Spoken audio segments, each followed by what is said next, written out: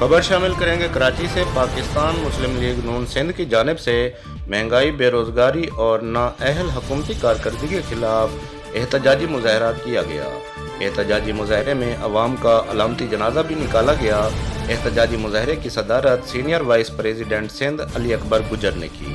اس حوالے سے ہمیں تفصیلات سے آگاہ کریں ہمارے کراچی کے نمائندہ افتخار احمد ایوان۔ جی افتخار، بتائیے گا کیا تفصیلات ہیں آپ کے پاس؟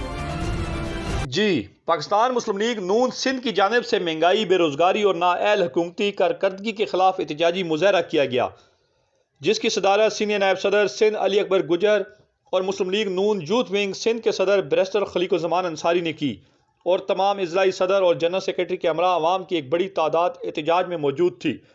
احتجاج میں موجود گورنمنٹ کا علامتی جنازہ بھی نکالا گیا۔ مقررین نے خطاب کرتے ہوئے کہا، موجودہ حکومت نے غریب عوام کا جینا مشکل کر دیا۔ آٹا، دال، چینی، چاول، گھی، پیٹرول، ڈیزل، یہاں تک کہ بچوں کے علم حاصل کرنے، کاپیاں اور کتابیں تک مہنگی کر دی۔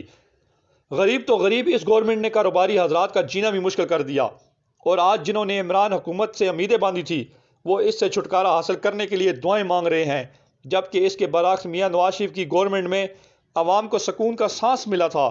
دہشت گردی کے جن کو بوتل میں بند کیا، ملک میں پیٹرول، بجلی، گیس، آٹا، دالیں، چینی، چاول، ہر چیز سستے داموں میسر تھی۔ ہر طرف سڑکوں کے جال بچھائے، بجلی کے کارخانے، موٹر ویز، میٹرو، اورنج لائن جیسے میگا پروجیکٹ سے عوام کو ریلیف دیا۔ آج عوام نے اس گورنمنٹ کے خلاف اٹھ کھڑے ہونے کا آغاز کر دیا، اور بہت جلد اس حکومت سے چھٹکارا حاصل کر کے دم لیں گے۔